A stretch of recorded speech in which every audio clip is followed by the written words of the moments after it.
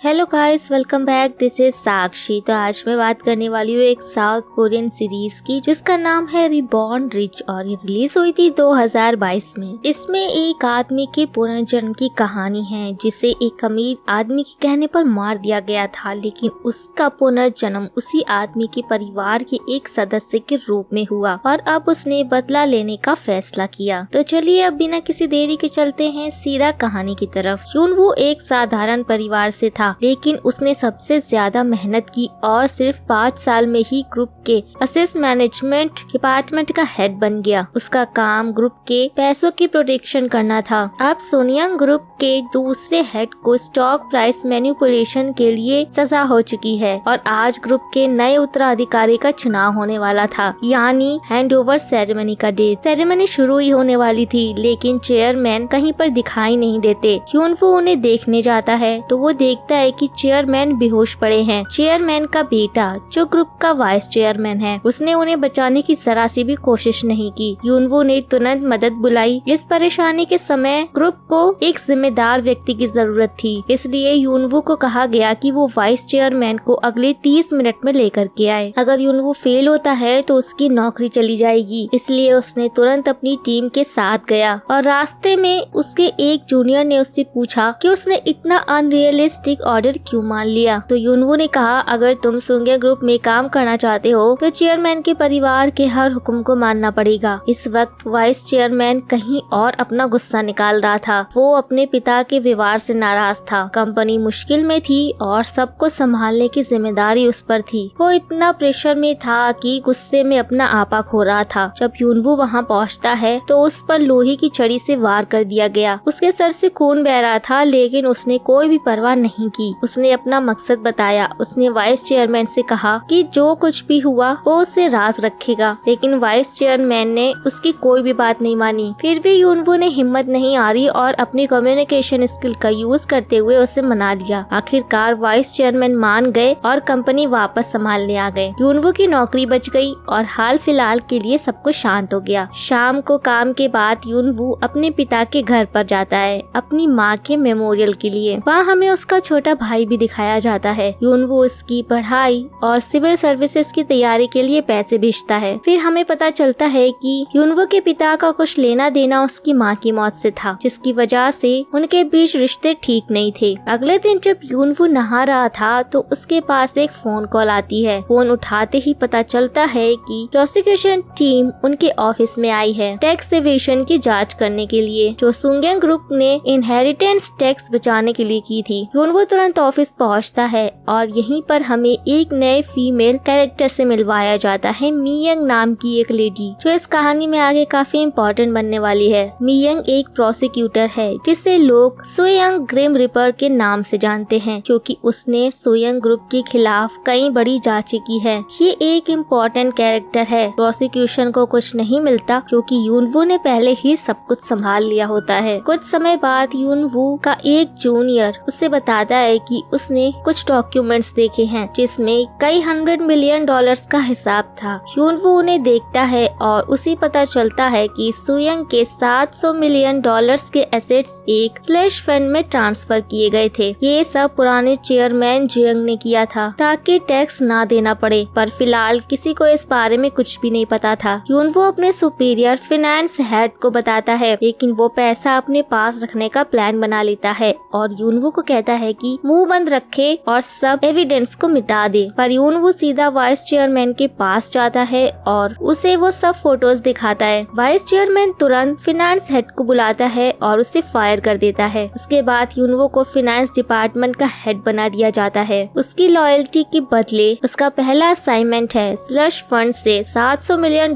वापस लाना। वो एक फॉरेन कंट्री जाता है और पैसा अपने बैंक अकाउंट में ट्रांसफर कराता है, लेकिन टैक्सी में जाते वक्त कुछ लोग उसे रोक लेते हैं। वो भागने की कोशिश करता है पर पकड़ा जाता है। उसका बैग ले लिया जाता है जिसमें बैंक कार्ड था जिसे $700 मिलियन निकाला जा सकता था। यूनवू उनसे पूछता है कि ये सब वो क्यों कर रहे हैं। उसके बाद उसका जूनियर उससे गोली मार देता है और वो समुद्र में गिर जाता है। लेकिन तभी कुछ अजीब होता है। यूनवू को होश आता है और वो खुद को एक कार में एक परिवार के साथ पाता है। सामने बैठी एक औरत उसे जिन दो जुन के नाम से पुकारती है। वो औरत सुयंग फैमिली के 4th सन की पत्नी होती है। जब ह्यूनवू ने खिड़की में अपना रिफ्लेक्शन देखा तो वो देखता है कि वो एक बच्चा बन चुका है। कार से उतरते ही उसने स्वयं परिवार के सभी मेंबर्स को देखा। सब चेयरमैन जिन यंग च्योल के 16 बर्थडे पर सेलिब्रेट करने आए थे। जिन दोजुन चेयरमैन का सबसे छोटा पोता है। उसके पिता चेयरमैन के चौथे बेटे हैं और उनका परिवार कभी भी परिवार के कामों में शामिल नहीं होता है, इसलिए उन्हें हमेशा नजरअंदाज किया जाता है। लेकिन दोजुन के पास अब भी अपनी पुरानी यादें थी। वो हर एक फैमिली मेंबर को जानता था। जब उसने देखा कि एल्डेस्ट ग्रैंडसन सियंग चुपके से चेयरमैन के कलेक्शन रूम में जा रहा है तो उसने उसका पीछा किया। सोयंग जुन ने वहाँ से कुछ चुरा लिया था, लेकिन उसने सोचा कि कोई नहीं देख रहा है, पर दोजुन ने सब देख लिया था। और जब सब एल्डर्स आए तो सेयंग जुन ने दोजुन पर झूठा इल्जाम लगा दिया कि उसने वास तोड़ दिया। तब दोजुन ने असली चुराई हुई चीज उसके पॉकेट से निकाल कर सबके सामने रख दी। सोयंग जुन गुस्से में आकर दोजुन को पंच कर देता है। तभी चेयरमैन आते हैं। वो सेयंग जुन को डांटते हैं, लेकिन दोजुन जानता था कि चेयरमैन क्या कहेंगे, क्योंकि उसने चेयरमैन की बायोग्राफी में सब कुछ पहले से ही पढ़ रखा था। उस वक्त दोजुन रियलाइज करता है कि वो पास्ट में आ चुका है। इसका मतलब है उसकी माँ अभी जिंदा है। वो तुरंत फैमिली रेस्टोरेंट जाता है और वहाँ उसकी माँ को जिंदा देखकर इमोशनल हो जाता है। उसने अपना फेवरेट सूप और राइस भी मंगवाया। जब माँ ने उसकी चोट देखी तो उसे बैंडेज किया। उस छोटी सी केयर से दोजुन रो पड़ता है। अगले दिन चेयरमैन चीन देश के अगले प्रेसिडेंट के इलेक्शन को लेकर परेशान होते हैं। 3 कैंडिडेट्स हैं और गलत कैंडिडेट को पैसे देना ग्रुप के लिए नुकसान हो सकता है। मीटिंग होती है लेकिन कोई भी डिसीजन नहीं लिया जाता। तभी वो सब बाहर निकलते हैं। दोजुन उनका इंतजार कर रहा होता है। उसने कल टूटे वास के पैसे देने की बात की थी। उसके अंकल पूछते हैं, क्या तुझे पता भी है वास की कीमत कितनी है? दोजुन कहता है 5 मिलियन। सब हैरान हो जाते हैं। फिर वो कहता है, अगर मैं बता दूं कि कौन से कैंडिडेट जीतेगा तो क्या वास के पैसे माफ हो जाएंगे? वो कहता है कैंडिडेट नंबर 3 जीतेगा। सब शॉक होते हैं, लेकिन फिर न्यूज आती है जिसमें वही दिखाया जाता है जो दोजुन ने कहा था। दोजुन सही था। चेयरमैन उससे एक क्विज पूछते हैं, जब 2 वेल्स लड़ते हैं तो छोटी झींगा मर जाती है, तो क्या श्रिम्प कभी जीत सकती है? दोजुन तुरंत जवाब नहीं देता है, लेकिन रात को जब वो एक सेमीकंडक्टर मैगजीन पढ़ता है तो उसे समझ आ जाता है कि चेयरमैन सेमीकंडक्टर्स में इन्वेस्ट करना चाहते हैं। दोजुन उन्हें कॉल करता है और कहता है, श्रिम्प को इतना बड़ा बना दो कि वेल से लड़ सके, मतलब सेमीकंडक्टर कंपनीज खरीद लो। चेयरमैन उसकी बात मानते हैं और एक कोरियन सेमीकंडक्टर कंपनी खरीद लेते हैं। दोजुन उनसे कहता है, मुझे पैसे नहीं चाहिए, क्योंकि जब मैं बड़ा हो जाऊंगा तो ये पैसे काम के नहीं रहेंगे। मैं सिर्फ एक जगह की जमीन चाहता हूँ। चेयरमैन मान जाते हैं। दोजुन एक और चीज मांगता है। उसका सपना है सियोल यूनिवर्सिटी में एडमिशन लेना, और अगर वो ले आया तो वो फैमिली डिनर अटेंड करना चाहता है। चेयरमैन मान जाते हैं। अगले हफ्ते से उनका परिवार भी फैमिली डिनर में शामिल होगा। वो लैंड जिसमें दोजुन ने इन्वेस्ट किया था उसकी कीमत बढ़कर $25 मिलियन हो जाती है। एक गवर्नमेंट डेवलपमेंट प्रोजेक्ट के कारण वो उसे US डॉलर में कन्वर्ट करता है, चेयरमैन की परमिशन से। आप क्या करोगे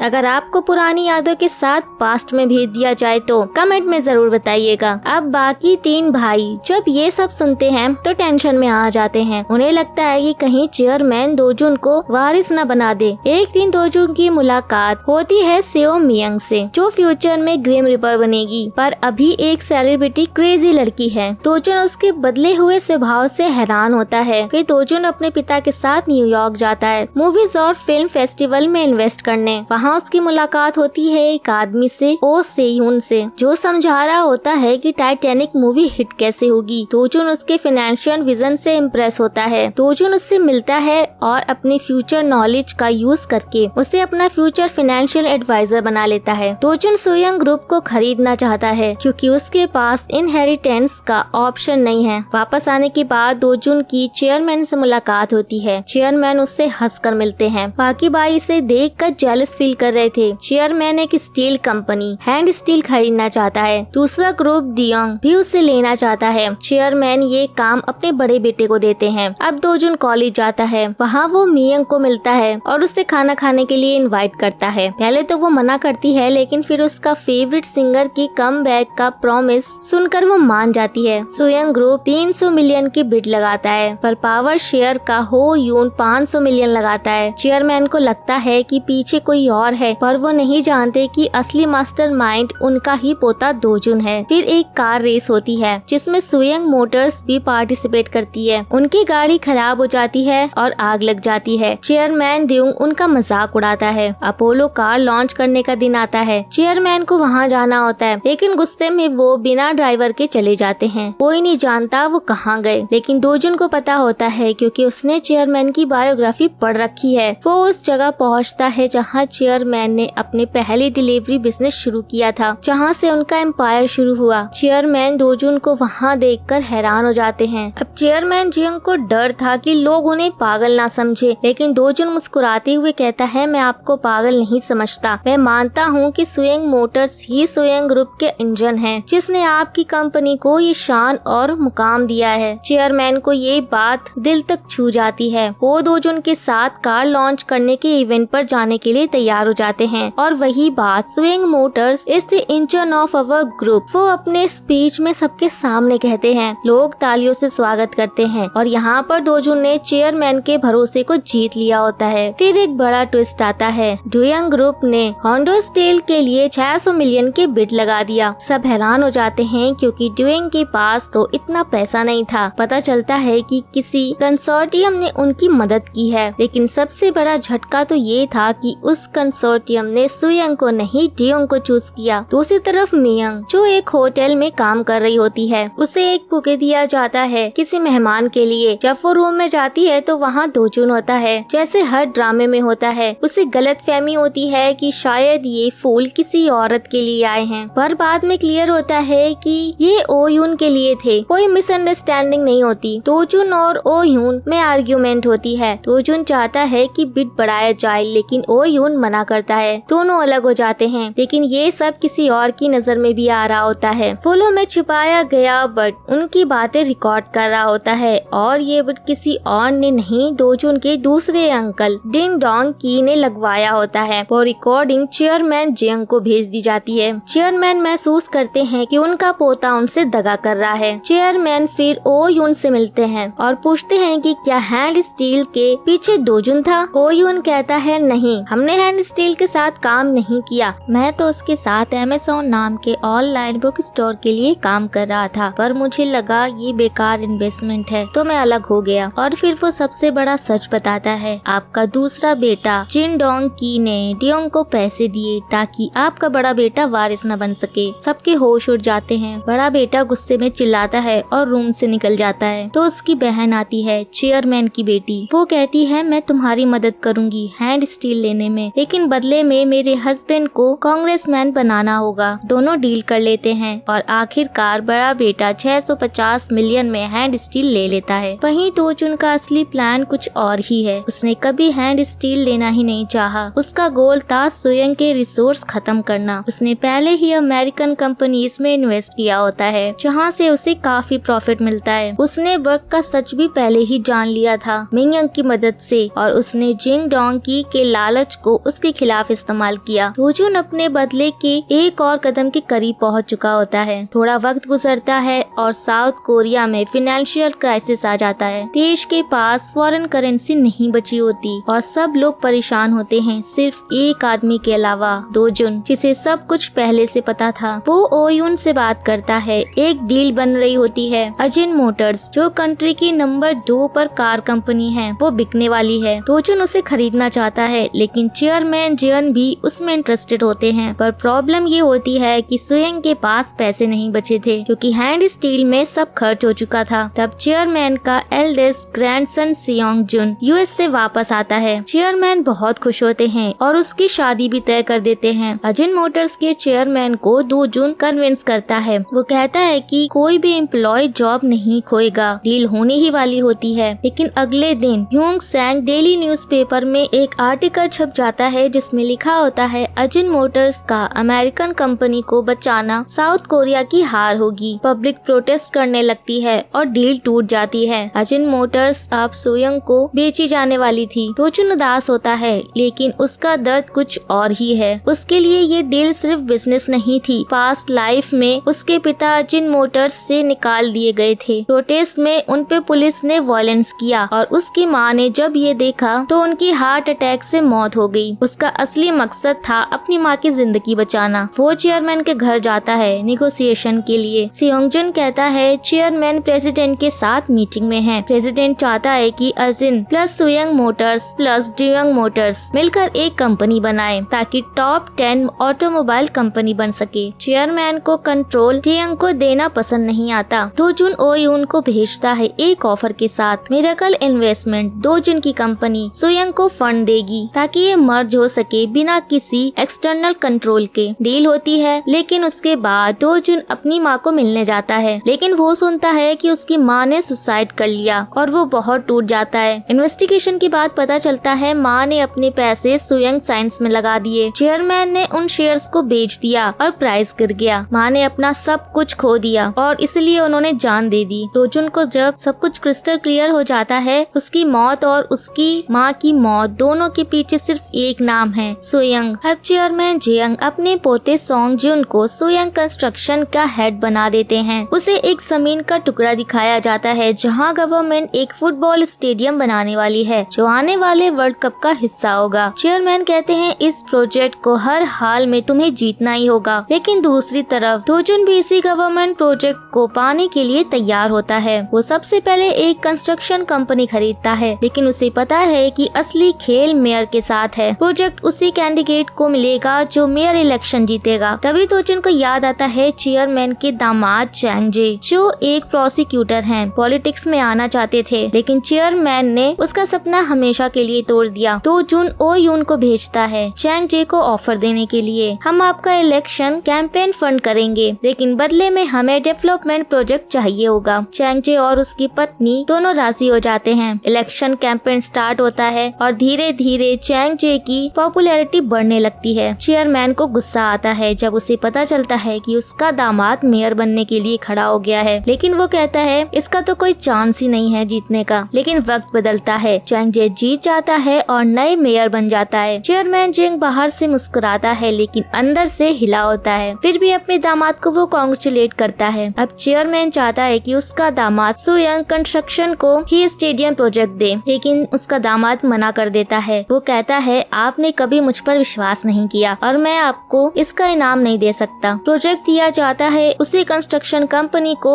जिसे दोजुन ने खरीदा था। चेयरमैन वहीं पर खड़ा रह जाता है। उसकी आंखों के सामने उसका खुद का परिवार, उसका खुद का राज्य उसके अपने पोते के हाथों से फिसलता जा रहा होता है। दोजुन ने एक और चेस मूव मार दिया था, एक ऐसा मूव जिसमें चेयरमैन के लिए ना तो रास्ता था और ना रास्ता छोड़ने की कोई गुंजाइश। चेयरमैन जियंग को फाइनली ये समझ आ जाता है कि मिरेकल इन्वेस्टमेंट जिसे दोजुन चलाता है वही उस डिपार्टमेंट प्रोजेक्ट के पीछे था। अब चेयरमैन जानना चाहता है कि ओयुन के पीछे कौन छुपा है, इसलिए वो अपने पॉलिटिकल कनेक्शन का यूज करता है और मिरेकल इन्वेस्टमेंट पर इन्वेस्टिगेशन स्टार्ट होती है। रिश्वत लेने के आरोप में मेयर जैंग जी को रिश्वत देने का केस बनाया जाता है। मिरेकल का ऑफिस सीज कर लिया जाता है और ओयुन को गिरफ्तार कर लिया जाता है। ये सब चेयरमैन जिंग की चाल होती है जिससे वो मिरेकल के असली शेयर होल्डर को सामने ला सके। अब दोजुन के पास कोई ऑप्शन नहीं होता, वो चेयरमैन जिंग से मिलने जाता है। चेयरमैन शॉक्ड होता है ये देखकर कि मिरेकल का सबसे बड़ा शेयर होल्डर कोई और नहीं बल्कि उसका अपना पोता दोजुन है। वो सोचता है कि दोजुन ये सब कुछ इसलिए कर रहा है ताकि उससे इम्प्रेस करे और सुयंग का अगला उत्तराधिकारी बन सके, लेकिन दोजुन कहता है मैं सुयंग को विरासत में नहीं लेना चाहता, मैं इसे अपने पैसों से खरीदना चाहता हूँ। चेयरमैन कहते हैं सुयंग कोई टॉफी नहीं है जो तुम किराने की दुकान से खरीद लोगे। दोजुन कामली कहता है मुझे पता है दादाजी, पर अगर आपने ओयुन को नहीं छोड़ा तो मैं वो डॉक्यूमेंट्स मीडिया को दे दूंगा जिसमें प्रूफ है कि आपकी बड़ी बेटी के परिवार ने प्राइवेट इंफॉर्मेशन का यूज करके रियल एस्टेट में घोटाला किया था, और अगर ये भी सामने आ गया कि चेयरमैन का पोता मिरेकल का मालिक आपके दामाद मेयर को रिश्वत दे रहा था तो सबको लगेगा कि चेयरमैन जियंग ही मास्टरमाइंड था और सुयंग पर गवर्नमेंट की सख्त कार्रवाई होगी। चेयरमैन के पास कोई चारा नहीं होता, वो ओयुन को छुड़वा देता है। एक बार फिर दोजुन जीत जाता है और चेयरमैन जियंग अपने जवान पोते के सामने हार जाता है। अब दोजुन पूरी तरह तैयार है सुयंग को टेक ओवर करने के लिए, अपनी माँ की मौत का बदला लेने के लिए और अपने पिछले जन्म के राज को समझने के लिए। दूसरी तरफ चेयरमैन जियंग परेशान है। उसने हमेशा एक रूल बनाया था सुयंग के उत्तराधिकारी हमेशा सबसे बड़ा बेटा होगा, लेकिन उसे अपने बड़े बेटे में वो बात नहीं दिखती। वो अपने दूसरे पोते सोंगजुन से मिलता है जो डेवलपमेंट प्रोजेक्ट हार गया था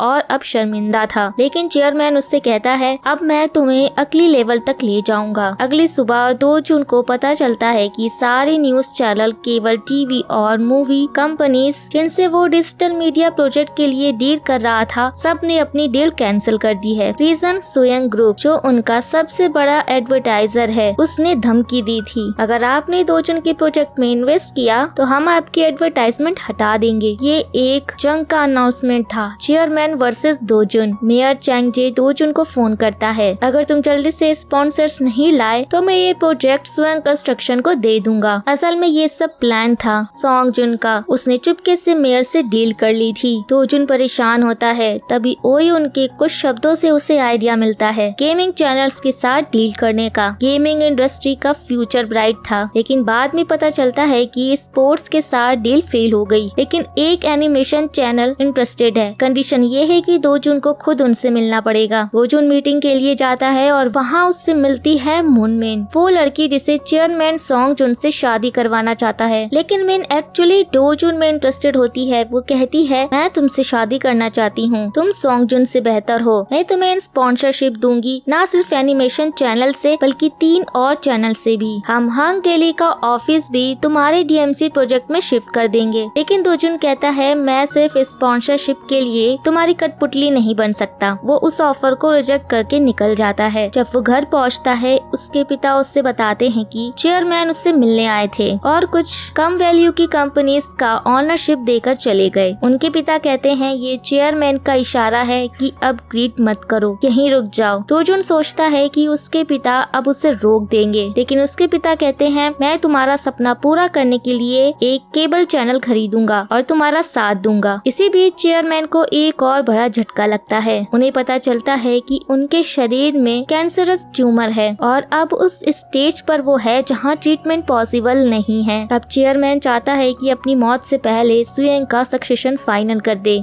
जब 2 जून संगयांग मेडिकल सेंटर के डॉक्यूमेंट्स चेक कर रहा था जो चेयरमैन ने उसे दिए थे, उसे वीआईपी पेशेंट की लिस्ट में डेयंग ग्रुप के चेयरमैन का नाम दिखा। ये हैरानी की बात थी क्योंकि डेयंग और संगयांग एक दूसरे के प्रतिद्वंदी थे। 2 जून डेयंग के चेयरमैन से मिलने गया। पहले तो चेयरमैन मिलने से मना कर देता है, लेकिन 2 जून धमकी देता है कि अगर उसने मीडिया को बता दिया कि डेयंग का चेयरमैन संगयांग मेडिकल सेंटर में इलाज करवा रहा है तो सब मान लेंगे कि संगयांग डेयंग से बेहतर है। फिर 2 जून कहता है कि वो डेयंग डिस्ट्रीब्यूशन को मार्केट में नंबर 1 बनाना चाहता है और इसके लिए उसे एक टीवी शॉपिंग चैनल खरीदने की सलाह देता है। वो समझाता है कि भविष्य में टीवी शॉपिंग में बहुत स्कोप है। चेयरमैन उसकी बात मान जाता है और डिजिटल मीडिया प्रोजेक्ट को स्पॉन्सर करने के लिए भी हाँ करता है। दूसरी तरफ सोंगजुन और मिन की शादी हो रही थी। जब फोटोशूट चल रहा था तो सोंगजुन सबको बाहर भेज कर मिन से अकेले में बात करता है। वो कहता है कि उसे सब पता है, 2 जून ने उसे रिजेक्ट किया, तभी वो सोंगजुन से शादी कर रही है। जब मिन पूछती है कि फिर वो शादी क्यों कर रहा है तो सोंगजुन कहता है कि वो 2 जून को बर्बाद करना चाहता है और चाहता है कि मिन अपनी जिंदगी भर इस फैसले पर पछताए। शादी की रस्में पूरी होती है, लेकिन 2 जून वहाँ पर नहीं होता क्योंकि वो अपने प्रोजेक्ट पर काम कर रहा होता है। लेकिन फैमिली फोटो के वक्त वो आता है। बाद में सोंगजुन को बधाई देने उसके कमरे में जाता है। सोंगजुन पहले तो 2 जून का मजाक उड़ाता है, लेकिन जब उसे पता चलता है कि 2 जून ने डीएमसी प्रोजेक्ट के सारे स्पॉट्स भर दिए हैं तो वो गुस्से में आकर अपना फोन तोड़ देता है। इसके बाद चेयरमैन का असिस्टेंट मिस्टर ली सोंगजुन को शादी का गिफ्ट देता है, एक लिफाफा जिसमें लिखा होता है कि अब वो संगयांग डिस्ट्रीब्यूशन में ट्रांसफर हो गया है। सोंगजुन का पिता नाखुश होते हैं क्योंकि ये कंपनी ज्यादा मुनाफे वाली नहीं है, लेकिन चेयरमैन कहता है कि सोंगजुन को संगयांग कंस्ट्रक्शन में हुई गलती की जिम्मेदारी लेनी होगी। फिर चेयरमैन एक बड़ा ऐलान करता है कि अब से परिवार का सबसे बड़ा बेटा ही उत्तराधिकारी नहीं बनेगा, क्योंकि जो भी संगयांग को बढ़ा सकता है वही उत्तराधिकारी बनेगा। ये सब देखकर सोंगजुन गुस्से में 2 जून को मारने जाता है, लेकिन उसकी पत्नी मिन नाटक करती है कि वो बेहोश हो गई है। आगे की कहानी में 2 जून की बुआ सियंग को संगयांग मार दी जाती है, लेकिन उसके ऊपर भारी कर्जा होता है। वो ओयुन से 800 मिलियन उधार लेती है, बदले में 30% शेयर गिरवी रखती है। ओयुन उससे बताता है कि न्यू डेटा डेटा टेक्नोलॉजी नाम की कंपनी का शेयर जल्दी 4 गुना बढ़ने वाला है, लेकिन उसे सही टाइम पर बेचना होगा। डोजुन ने ये एक जाल बिछाया था। उसकी बुआ पहले कुछ मुनाफा कमाती है, लेकिन बाद में ज्यादा मुनाफे के लालच में 400 मिलियन लगा देती है और सब कुछ गवा बैठती है। वो ओयुन को पेमेंट नहीं कर पाती तो वो और शेयर मांगता है। जब वो अपने भाई चेयरमैन के पास मदद मांगने जाती है तो वो भी शेयर के बदले ही मदद करने के लिए तैयार होता है। डोजुन तब मिंगयंग से मिलता है, जो अब एक प्रोसिक्यूटर बन चुकी है। उसे बताता है कि उसकी बुआ ने कंपनी फंड्स का गलत इस्तेमाल किया है। मिंगयंग जांच शुरू करती है और सबूत इकट्ठा करती है। एक मीटिंग में जिंगयंग सारी गलती अपने असिस्टेंट पर डाल देती है, लेकिन असिस्टेंट के पास रिकॉर्डिंग होती है जिसमें जिंगयंग ने उसे गड़बड़ी करने को कहा था। सबूत पक्के हो जाते हैं और जिंगयंग को शेयर छोड़ने पड़ते हैं। डोजुन की मिरेकल इन्वेस्टमेंट संगयंग डिपार्टमेंट स्टोर पर कब्जा कर लेती है। अब जिंगयंग ने पैसे लौटाए जिससे केस बंद हो गया, लेकिन मिंगयंग को सिस्टम पर गुस्सा आ रहा था। वो डोजुन से बात करती है और डोजुन उसे बताता है कि उसका आइडल 2001 में वापस आएगा। बाद में जब वो स्क्रीन पर देखती है तो उसका फेवरेट आइडल सच में वापस आया है, तो वो डोजुन को किस करती है। वो दोनों एक दूसरे के करीब आते हैं और इस तरीके से कोरिया की आर्थिक मंदी भी खत्म हो जाती है। अब ओयुन हैरान था कि डोजुन को कैसे पहले से पता था कि इकोनॉमिक क्राइसिस कब खत्म होगा। क्या डोजुन ने कभी ऐसा कोई तर्क दिया जो सुनने में समझदारी भरा लगे, लेकिन असल में वो फ्यूचर से था। अब देश की अर्थव्यवस्था पारंपरिक व्यापार से हटकर फाइनेंस इकोनॉमी की ओर बढ़ रही थी। डोजुन और चेयरमैन जंग दोनों को इसका अंदाजा था, इसलिए चेयरमैन अब संगयंग फाइनेंशियल होल्डिंग कंपनी स्थापित करना चाहते थे ताकि संगयंग ग्रुप की लाइफलाइन बन सके। दूसरी तरफ हंग डेली अखबार ने मिरेकल इन्वेस्टमेंट के बारे में एक आर्टिकल छापा जिसमें दावा किया गया कि न्यू डेटा टेक्नोलॉजी के स्टॉक मैनिपुलेशन में मिरेकल शामिल था। प्रोसिक्यूटर की टीम मिंगयंग के साथ मिलकर मिरेकल के ऑफिस पर छापा मारती है। डोजुन नहीं चाहता था कि उसका आमना सामना मिंगयंग से इस तरह से हो। दरअसल ये छापा डोजुन के अंकल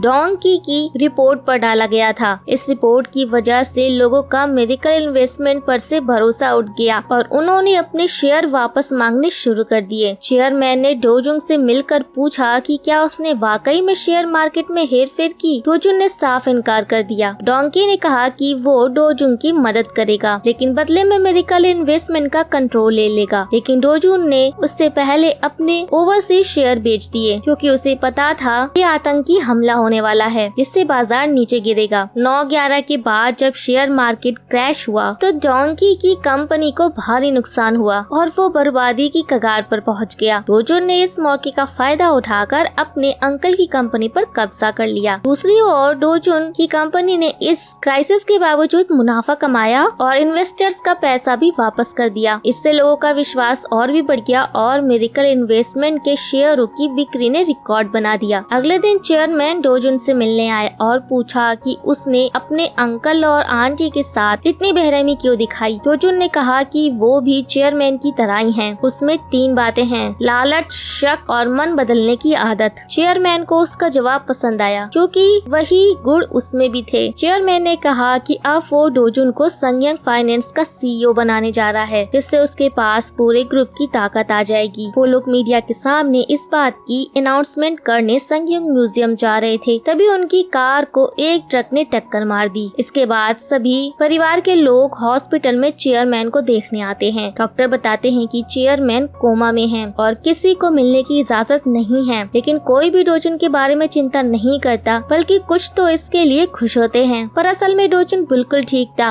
उसका ड्राइवर अपनी कार को चेयरमैन की कार के सामने ले आया था, जिससे उसकी जान बच गई। जब सिक्योरिटी ने ट्रक ड्राइवर की जांच की तो उसके पास एक कार्ड मिला जिस पर चेयरमैन की कार का नंबर लिखा था। इससे ये साफ होता है कि ये एक प्लान किया हुआ एक्सीडेंट था। डोजुन और चेयरमैन ने तय किया कि जब तक असली गुनहगार सामने नहीं आता वो लो प्रोफाइल रहेंगे। सिक्योरिटी चीफ अब पता लगाने में लगा है कि इस एक्सीडेंट के पीछे आखिरकार कौन था। वहीं दूसरी तरफ चेयरमैन के 2 बेटे इस बात पर बहस कर रहे थे कि संगयंग फाइनेंशियल होल्डिंग कंपनी बनाई जाए या नहीं। पहला बेटा चाहता था कि बनाई जाए क्योंकि ये चेयरमैन की इच्छा थी, लेकिन दूसरा बेटा इसका विरोध करता है क्योंकि उसे पता था कि अगर कंपनी बनी तो उसका कंट्रोल डोजुन के पास चला जाएगा। उनकी माँ गुस्से में आ जाती है कि उनके पति हॉस्पिटल में जिंदगी मौत की लड़ाई लड़ रहे हैं और ये लोग पैसे और पावर की चिंता कर रहे हैं। वो उन्हें वहाँ से चली जाने को कहती है। अब चेयरमैन को पूरा यकीन हो गया था कि उनके 3 बच्चों में से ही कोई एक्सीडेंट के पीछे है। वो तय करते हैं कि संयम फाइनेंस कंपनी बनने वाले दिन असली दोषी सामने आएगा, क्योंकि जो कोई भी चेयरमैन के रास्ते में आएगा वही इस साजिश का असली गुनेगार होगा। चेयरमैन को अब यकीन हो गया था कि उसने उत्तराधिकारी के रूप में सही व्यक्ति चुना है। वो बार बार डोजुन से कहते हैं कि वो खुद को बचा कर रखे और किसी पर भी इतनी जल्दी भरोसा ना करे। अब चेयरमैन डोजुन से पूछते हैं कि क्या वो अब भी अकेले सुयंग ग्रुप को खरीदना चाहता है। डोजुन यहाँ कोई जवाब नहीं देता और झुक करके बस वहाँ से चला जाता है। जब डोजुन अपने कमरे में पहुँचता है तो वो वहाँ पे मियंग को देखता है। वो उसके लिए बहुत परेशान थी। उसने डोजुन से पूछा कि क्या वो एक्सीडेंट वाकई एक मर्डर की साजिश थी। डोजुन ने फिर भी कोई जवाब नहीं दिया, बस उसे गले लगा लिया। अगले दिन मेयर चैंगजे ने अपनी पत्नी से कहा कि चेयरमैन की बॉडी पर कोई भी चोट नहीं पाई गई है। उसे लगता है कि चेयरमैन ये सब एक टेस्ट की तरह कर रहे हैं, ये जानने के लिए कि कौन वफादार है और कौन नहीं। जब वो डॉक्टर के ऑफिस पहुँचे तो वहाँ पर चेयरमैन का दूसरा बेटा डोंकी पहले से मौजूद था। अब वो उनसे ज्यादा ध्यान दे रहा था। जब चेयरमैन के 2 उत्तराधिकारी उनसे मिलने की जिद करते हैं तो डॉक्टर को उन्हें मिलने की अनुमति देनी ही पड़ती है। लेकिन जब वे लोग चेयरमैन के कमरे में जाने ही वाले थे तो डोजुन के पिता यून की उन्हें रोकते हैं। वो कहते हैं कि चेयरमैन की हालत खराब है, किसी का अंदर जाना ठीक नहीं है। अगर उन्होंने ये कोई भी नियम तोड़ा तो एक मेडिकल सेंटर के मालिक के तौर पर वो ये सुनिश्चित करेंगे कि वो दोबारा वहाँ पे कदम न रख सके। इसके बाद हम तीनों भाई बहनों को देखते हैं। उन्होंने तय किया था कि वे संयंग फाइनेंशियल होल्डिंग कंपनी की स्थापना के लिए बोर्ड मीटिंग तो बुलाएंगे, लेकिन वहाँ उसके खिलाफ वोट देंगे। जब चेयरमैन को इस खबर के बारे में पता चलता है तो वो बहुत ज्यादा एक्साइटेड होते हैं। वो देखना चाहते थे कि क्या होता है जब वो कल मीटिंग में उसे सामने देखेंगे। उधर मिनियंग जो कि डोजुन के एक्सीडेंट की जांच कर रही थी, उसे पता चलता है चेयरमैन और डोजुन को मारने की साजिश में एक पुरानी पेंटिंग का इस्तेमाल हुआ है और ये फूल और पक्षी वाली पेंटिंग सोंगजुंग की पत्नी के स्टूडियो की थी। मिनियंग जब सोंगजुंग की पत्नी से उस पेंटिंग के बारे में पूछती है तो वो कहती है कि वो पेंटिंग चोरी हो गई थी, लेकिन उसने रिपोर्ट नहीं की क्योंकि इससे स्टूडियो पर खास असर पड़ता। जब डोजुन चेयरमैन को उस एक्सीडेंट से जुड़ी जानकारी देता है तो चेयरमैन अचानक अजीब व्यवहार करने लगता है। वो डोजुन को पहचान तक नहीं पाता और डरने लगता है। डॉक्टर बताते हैं कि चेयरमैन को एक्सीडेंट के बाद डिलीरियम नाम की बीमारी हो गई है। ये एक ऐसी स्थिति होती है जिसमें इंसान इल्यूजन में चला जाता है और अपनी याददाश्त खो बैठता है। इसलिए अब चेयरमैन अगले दिन की मीटिंग में शामिल नहीं हो सकते। लेकिन जब डोजुन कमरे में लौटता है तो वो देखता है कि चेयरमैन तैयार होकर मीटिंग में जाने की कोशिश कर रहे हैं। डोजुन उन्हें रोकता है लेकिन चेयरमैन नहीं रुकते। तब डोजुन खिड़की का पर्दा हटाकर उन्हें दिखाता है कि बाहर रात हो चुकी है और वो इस हालत में मीटिंग में नहीं जा सकते। जब डोजुन मीटिंग के बारे में सोच रहा होता है तो उसे एहसास होता है कि सोंगजुंग के पास आधे से ज्यादा वोट हैं, यानी अगर वोटिंग होती है तो वो हार जाएगा। वो सोंगजुंग से मिलने जाता है ताकि उसे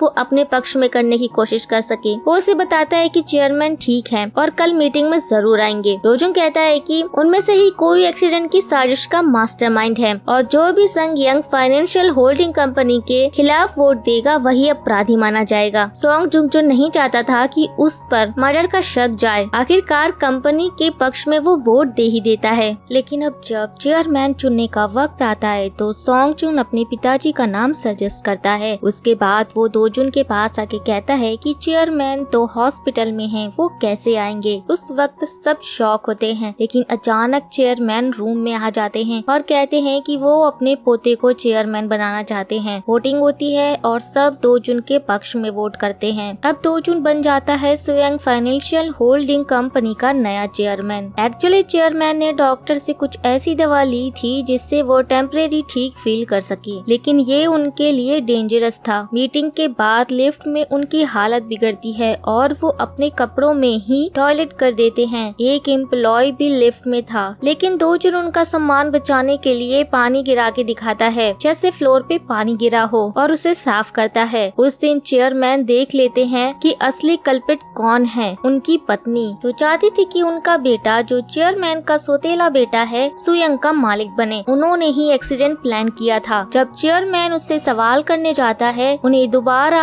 डिलीरियम का अटैक आता है और वो सब कुछ भूल जाते हैं। पत्नी उन्हें घर ले जाती है। उस रात वो अपने बच्चों को पार्टी के लिए बुलाती है जहाँ पर वो चेयरमैन की बीमारी का अनाउंसमेंट करने ही वाली होती है, लेकिन दोजुन वहाँ पहुँच जाता है और उसे धमकी देता है कि अगर उन्होंने अनाउंसमेंट किया तो वो उनका सच सबके सामने ले आएगा। वो डील करता है कि अगर वो चुप रहे तो दोजुन उनका सच सबको नहीं बताएगा। बाद में सोंगजुन अपने ससुर के न्यूज़पेपर का यूज करता है और स्विंग मोटर्स और दोजुन के खिलाफ फेक न्यूज छपवाने के लिए स्टॉक प्राइस गिर जाते हैं और चेयरमैन जियांग को रिजाइन करना पड़ता है। दोजुन याद करता है कि इस टाइम फुटबॉल वर्ल्ड कप होने वाला है जिसमें कोरिया सेमीफाइनल तक पहुंचती है। वो अपोलो कार को टीम कोरिया की जीत से जोड़ के मार्केट करता है। हर जीत पर लोगों को कार दी जाएगी। ये मार्केटिंग सुपर हिट होती है और अपोलो कार रिकॉर्ड तोड़ के सेल करती है। कुछ समय बाद चेयरमैन जियांग का देहांत हो जाता है। विल पढ़ा जाता है जिसमें सबको कुछ न कुछ मिलता है, लेकिन दोजुन को कुछ नहीं मिलता। सब हैरान होते हैं तो पता चलता है कि ग्रैंड माँ के पास 70.7% सुयंग लाइफ शेयर्स हैं। जो बेटा वो शेयर्स लेगा वो दोजुन को हटा सकता है। मिनयंग एक्सीडेंट की इन्वेस्टिगेशन जारी रखती है, लेकिन उस पर भी अटैक होता है। दोजुन का ड्राइवर उसकी जान बचा लेता है। दोजुन उसे कहता है कि इन्वेस्टिगेशन छोड़े, लेकिन मिनयंग कहती है कि वो इन्वेस्टिगेशन उसकी वजह से ही कर रही है। दोजुन फिर ग्रैंड माँ के पास जाता है और कहता है कि उसके पास प्रूफ है कि उन्होंने एक्सीडेंट प्लान किया था। अगर वो जेल नहीं जाना चाहती हैं तो शेयर्स उसे दे दें। ग्रैंड माँ शेयर दे देती हैं। दोजुन अपने फादर को कहता है कि उनकी माँ को फॉरेन भेज दिया जाए जिससे उन पे इन्वेस्टिगेशन रुक जाए। मिनयंग को ये सब ठीक नहीं लगता। वो उस पर भरोसा नहीं करती। फिर शेयर होल्डर मीटिंग होती है जिसमें सीईओ के लिए दोजुन और मिस्टर ली के बीच इलेक्शन होता है। जब सब वोट देने जा रहे होते हैं तो एक एनोनिमस एसएमएस आता है। दोजुन ने चेयरमैन का अपमान किया था। ऐसा व्यक्ति सीईओ नहीं बन सकता। मिस्टर ली एक फुटेज दिखाते हैं जिसमें दोजुन सीसीटीवी डिलीट करने को कहता है। एक्चुअली वो चेयरमैन की इज्जत बचाने के लिए करता है। फिर भी मिस्टर ली जीत जाता है, लेकिन बाद में पता चलता है कि मिस्टर ली भी सिर्फ एक मोहरा था जो सोंगजुन ने यूज किया था। सोंगजुन उसके खिलाफ सबूत दिखाते हुए उसे हटा देता है। मिस्टर ली दोजुन को